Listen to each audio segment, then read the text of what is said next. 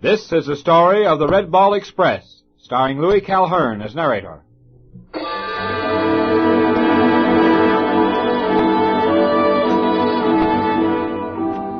The railroad tracks of this nation hum with the distant thunder of the pounding 484s, the huge 462s, and the tremendous 412-4s, the mighty iron horses that huff and puff and pull the freight through, across the plains, over the rivers, high into the mountains. In the Sierras, the doubleheaders wake the granite echoes with their chugging and rival the legendary ghosts with their banshee wails. Outside the big cities, the shipping centers of the nation, the maze of track that are the marshalling yards teem with loaded freight cars, herded into endless trains by the busy, barking switch engines.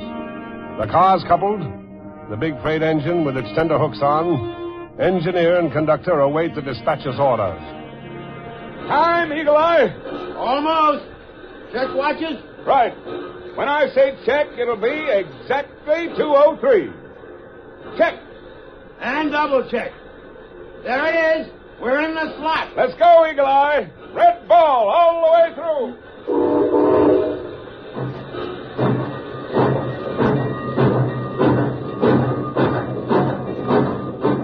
Red Ball, all the way through. Red Ball. Milk, the mail, food, medical supplies, priority shipments, fast freight. Red Ball all the way through.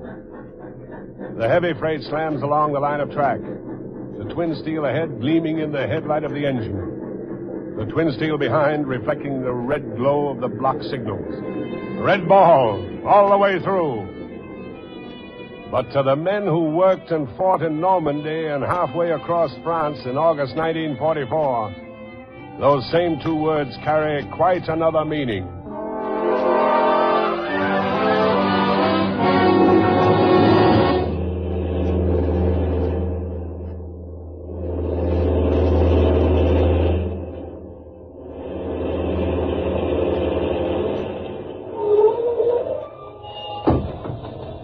Soldier, what's cooking here? The big parade? Oh, just about, fella. It's big, even if it isn't any parade. What's wrong with your engine? Well, you ask more doggone questions when a man's busy. Well, I just thought maybe I could help. I was a mechanic stateside. Oh, it's not as bad as I thought. Carburetor needed a little fixing. Yeah, that does it. Thanks anyway. It's okay. Only you haven't told me what it's all about yet. Oh, just that Patton's busted through on the road to Charter. He's hollering like crazy for gas and ammo. You guys bringing it up to him? Right from the dumps at Omaha, straight through, one-way traffic. We're calling it the Red Ball Express. See you in Paris, soldier. It's the Red Ball Express, roaring by, roaring by. It's the Red Ball Express, roaring by.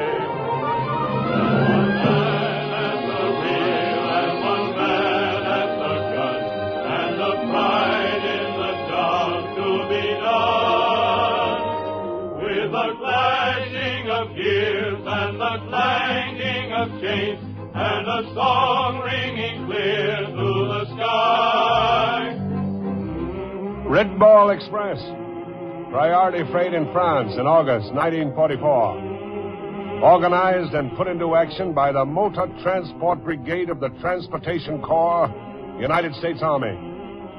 They brought the gas and ammunition, the food and medical supplies through to the advancing spearhead of our armies. And as they drove the roads of France around or through and over the bomb craters and the shell holes, snatching sleep here and food there were ghosts aboard those mighty trucks.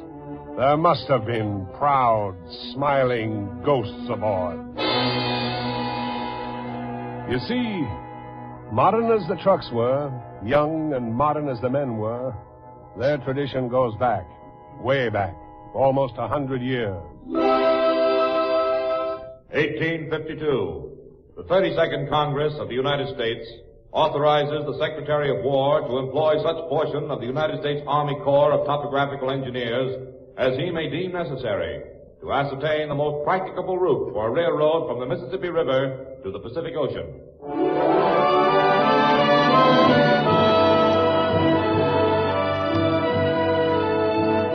So it began.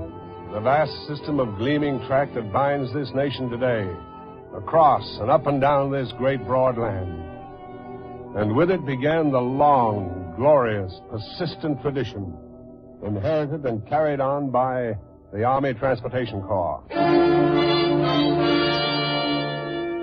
4 routes were marked as possibilities. 4 expeditions were manned, officered, equipped. And in the spring of 1853, they set out to plan the rights of way to be. First was the northern way out of St. Louis. We followed in the footsteps of Lewis and Clark from St. Louis to the mouth of the Columbia River. Governor Isaac I. Stevens of the Territory of Washington was in charge. His second in command was Captain George B. McClellan. Lieutenant Whipple was our CO. We started out from Fort Smith, Arkansas, surveyed our way clear through to the Texas Panhandle, to Albuquerque, across Arizona and California, into Los Angeles. Our outfit was in 2 parts, like the operation in the north. Lieutenant Pope had one detail and Lieutenant Park had the other. Through southern Texas, New Mexico, Arizona, and clear across California to the Pacific. We were sort of medium. Right down the center, you might say. Missouri, Kansas, Colorado, Utah, Nevada, Northern California. Captain John Gunnison and Lieutenant Edward Beckwith were our officers. It was a good trip. Good anyway until we got into Utah on the old Spanish Trail. There we met up with some Atanaquint Indians. Friendly fellows. They tried to help.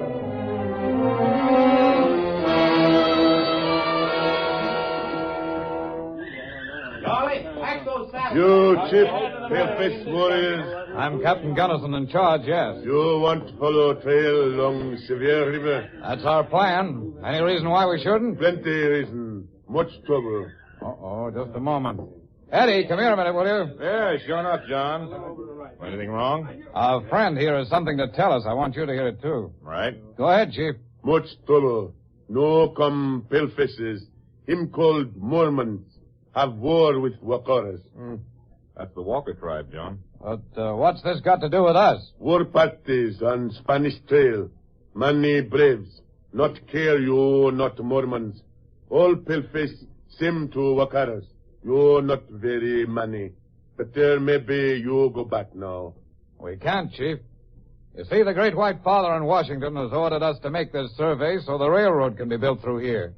We must obey orders. Not good you go on. You brave warriors. Thank you, Chief. And thanks again for the warning. We'll double our scouts and move with care, believe me.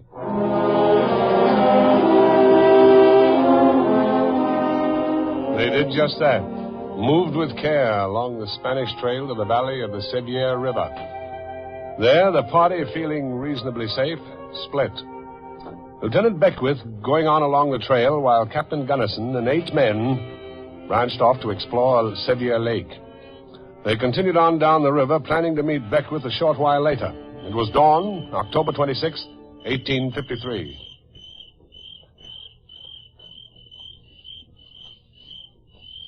Sergeant, you hear anything? What?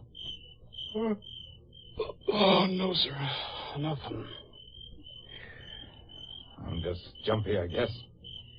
Go on back to sleep, Sergeant. Yes, sir. Oh.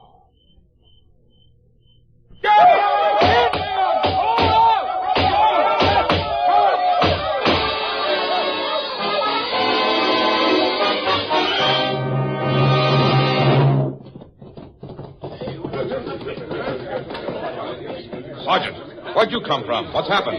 I'm the only one to get away, sir. The Walkers? Yes, sir. They hit us at dawn. Ambush it was. Must have been 50 of them in our 9. Captain Gunnison told me to get help, but it was over too quick. In the excitement, the savages missed me, sir. No. Nobody else? No, sir. Captain Gunnison must have had 15 arrows in him. I'd like to go back with you if I may, Lieutenant. We got a debt to settle with those Walkers, sir. The debt was settled in the name of Captain Gunnison and 7 other good men of Company A, the Mounted Rifles. 8 Indians were caught and tried for murder in Salt Lake City.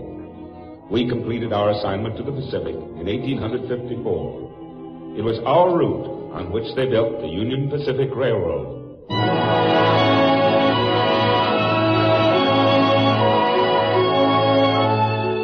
They drew the line with rod and transit, pack and chain, those strong young men in blue back there in 53 and 54. The long straight lines of track followed where they marked with sweat and blood and bound this continent into this nation, one and indivisible forever.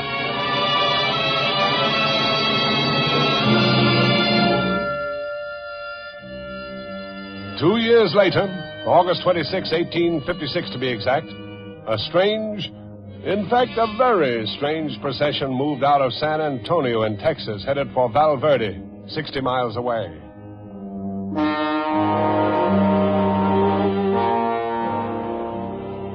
Hey there, soldier. You calling me friend? Yep. What are these animals? Hey, don't get too close. They snap. Wouldn't get within 10 feet of them, I wouldn't. I'm sensitive to smells. What are they, soldier? Oh, they're camels. Oh, don't tell me that. Camels is in the desert in Arabia or someplace, where they got them there Turks and harems. That's where these come from. What in tarnation for? Well, that Mr. Jefferson Davis, who's Secretary of War, he thinks it might be a good idea, what with all the deserts further west, to have a few camels in the United States. Say, never can tell. He might be right at that. Well, right or wrong, what you're looking at is the 1st Camel Corps of the United States Army.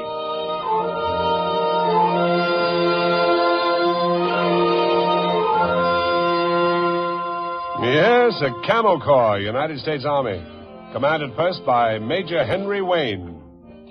Major Wayne took his camels and the second load as well that came to Texas 1 year later to the camp for them at Val Verde, Texas. There he bred and studied them for the Army, but did little about using them on the deserts of the West. Then in 1857, a new arrival entered the Camel Corral at Val Verde. Major Wayne, Lieutenant Edward Beale reporting, sir. How do you do? It is, Lieutenant. Thank you, sir. I assume you have orders, Lieutenant. Yes, sir. Here they are. You'll find I'm directed by the new Secretary of War, Mr. Floyd, to assume charge of part of your herd of camels and use them as part of my expedition to survey a wagon route from San Antonio to Fort Defiance, Colorado.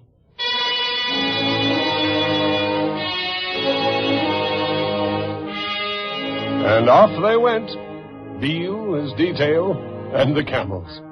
Out thrust the long necks, up came the knees, down came the large flat hooves that Beale observed were tough as gutta percha. Right and left swayed the double humps, while the long noses observed the odors of the land with that supercilious camel expression. While the camel attendants, strangers in this strange land, shouted at their charges in Turkish, Greek, and Armenian. The Camel Corps was on the trail.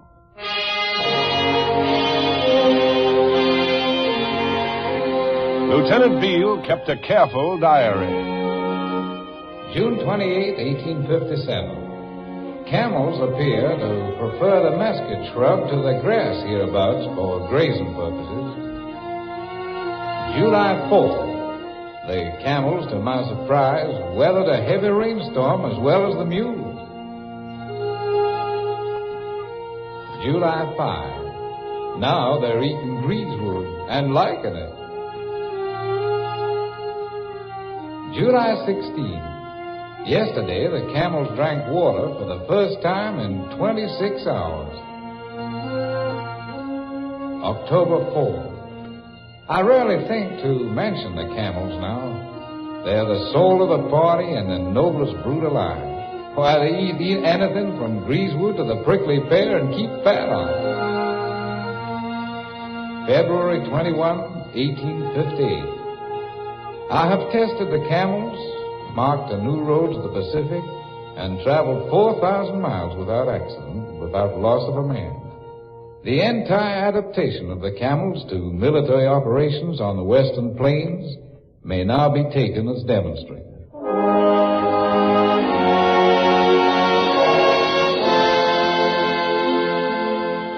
Three years later, the war between the states began. Some camels escaped from Val Verde and were captured in Missouri. The rest stayed on their farm until the federal government took possession once again in 1865. By then, the Iron Horse was on its way to conquering the plains. And so, in 1866, the Army sold the camels. And the Camel Corps of the Army passed calmly, if flat-footed, from the pages of history. The years rolled by. The government grew. Problems of supply arose, were met, and solved. But through it all, one animal became tradition in the service of supply. And even on the playing fields where service teams competed year by year, one animal, cursed with heels and temper, but loved as much as he was hated, the rambunctious, ever faithful, cantankerous, but beloved Army Mule. The mule, the Army Mule. He fought at Gettysburg and Shiloh. He was a help in Cuba and a hero in the mountains of the Philippines. And he sailed away to France in 1918 with his human comrades of the Transportation Corps, with their trucks and cars, to discover something new to all of them in France in 1918. Hey, Sarge, can you read that sign? Oh, me? I don't know any more frog talk than you do. How about you, soldier? I can try. Let me see. Oh, that, yeah. I seen that before, back at La Havre. It says that, guarantee humus et weedy sheep walkers. I can see that myself, but what does it mean? Haven't the slightest idea, pal. Not the slightest. If you really want to know, Doe Feet, I'll tell you. Sure. Give out with the inside info. Well, current, homme, or wheat, chevaux means 40 men and 8 horses. Yeah, you hear that, soldier? I ain't counted the men, but I can sure smell them horses.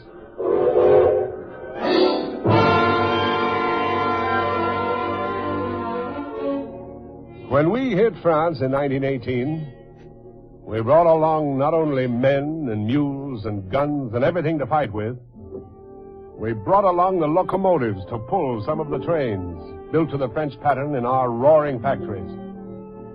We left them there when we went home.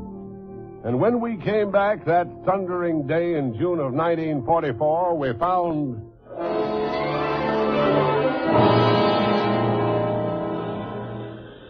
Well, what do you know? Look at here. You surprised? I thought you knew everything. Oh, this I never expected, Sarge. Look. Just another railroad engine for us to run, as far as I can see. Yeah, I know, but look at the plate on it, Sarge. Made in USA, 1917. Boy, I'll bet this Casey Jones is glad to see us. And so we came to France again in 44 and brought our nation's resources with us. Everything from shining youth to 6 penny nails for nailing clapboards onto barracks. The list is myriad. We brought it all. Trucks from Detroit and oil from California. Soap from Chicago and generators from Schenectady.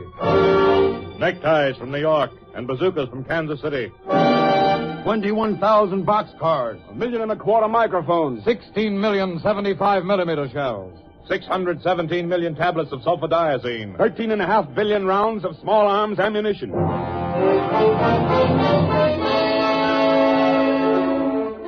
And more and more. And more. We brought an army and its civilization to the shores of France. How we brought it there was the work of the Transportation Corps. Of course, we had no ports in France to start with, or for a long time after we landed. So another secret weapon was devised to fool the Nazis. You see, they had it all figured out. That you'll have no trouble pushing the Allies back into the English Channel. When the infantry are on a beach, and they are trying to put their heavy tanks and guns ashore. In that moment when they are weakest, then we will destroy them. Oh, they were very, very sure, the Nazis. Until the secret weapon was unveiled. 2 of them, in fact, that made the older Navy men on our ships chortle in surprise. Well, I never thought I'd live to see it. Boats with wheels. Yeah, we call them ducks from their official letters. D-U-K-W, duck. Not bad. They swim out to the ships, take on a ton or two of stuff, ride right up to the beach and onto the roads. Not bad, huh? What do you call those barges with the hinges and the outboard motors? Them, we call them rhinos. From rhinoceros? Sure. Ever see a real rhino swim? Just his back and his eyes show. Well, we took concrete caissons, see, made them hollow so they'd float. Then we joined them with hinges so the sea wouldn't crack them. We put the heavy stuff, the guns and trucks and so on them. Run the things right up on the beach, start the trucks, and away we go. Don't even need a pier. And we had no pier. The Nazis took care of that. They held the ports of France and Belgium. And when we took Cherbourg, they smashed the harbor. In the meantime, there was no time to waste. Message from CP, sir. Thank you. Well, spread the word. The Third Army's broken through at Saint-Lô. Patton's busted through. He's getting in the ran. 25,000 rounds for machine guns, 500,000 for small arms. Keep 'em rolling. Third Army's bypassed Paris. Convoy 59 hit the road. They're hollering for hand grenades. Corral every tank truck you can lay your hands on and every driver. All the tankers are rolling, sir. Then load the 6x6s with jerry cans. 600,000 gallons of gas and oil have got to go up front at once. Tell the engineers we'll need 25,000 directional signs for the roads to the front. Pronto. The MPs will install them. Any special insignia, sir? As an old railroad man, there's only one insignia that fits. I want it on the signs and on every vehicle assigned to the job. A red circle. The sign of the Red Ball Express.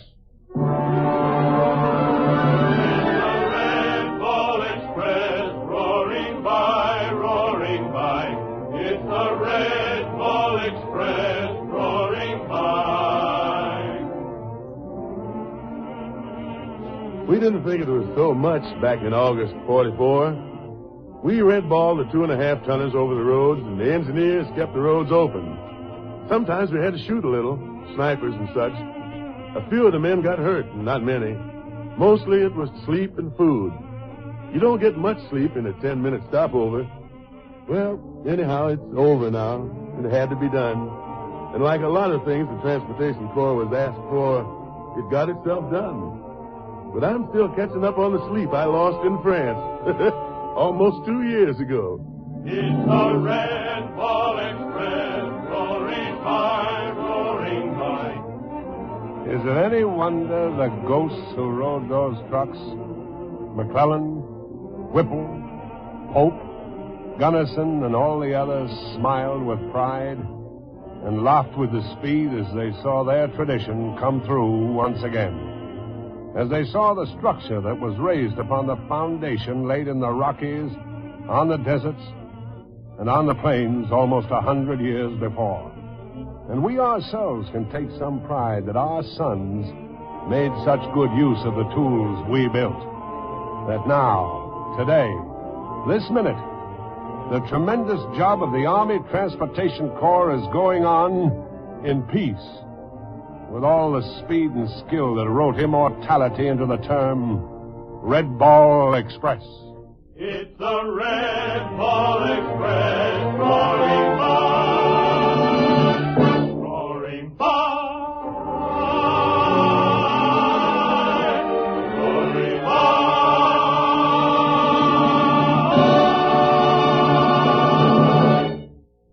You have been listening to Red Ball Express, starring Louis Calhern as narrator. This has been a presentation of This Is a Story.